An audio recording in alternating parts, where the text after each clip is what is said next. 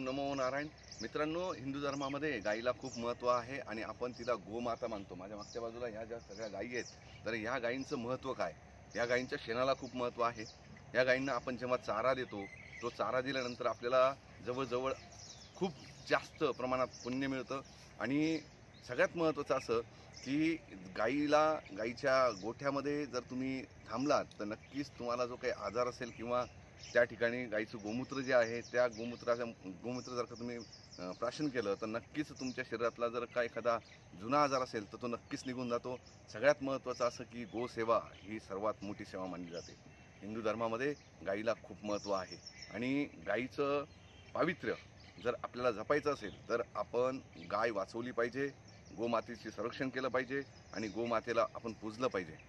तुम्हा माहितीसाठी सांगू इच्छितो की गाईला जर का तुम्ही दर गुरुवारी एक गुळाचा खडा आणि चण्याची डाळ, एक वाटी चण्याची डाळ घ्या, त्याच्यावरती गुळाचा खडा ठेवा आणि तो दर गुरुवारी जर का गाईला दिला तर तुमची मनोकामना ही 100% 21 दिवसात पूर्ण होईल।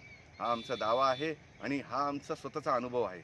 मित्रांनो, जर तुम्हाला या बाबतीत अजून काही माहिती हवी असेल तर कृपया आमच्याबरोबर संपर्क साधा आणि जर तुम्हाला व्हिडिओ आवडला असेल तर लाईक करा, सबस्क्राईब करा आणि जर व्हिडिओ आवडला नसेल तर कृपया कमेंटमध्ये टाका। गो माता की जय हो। ओम नमो नारायण।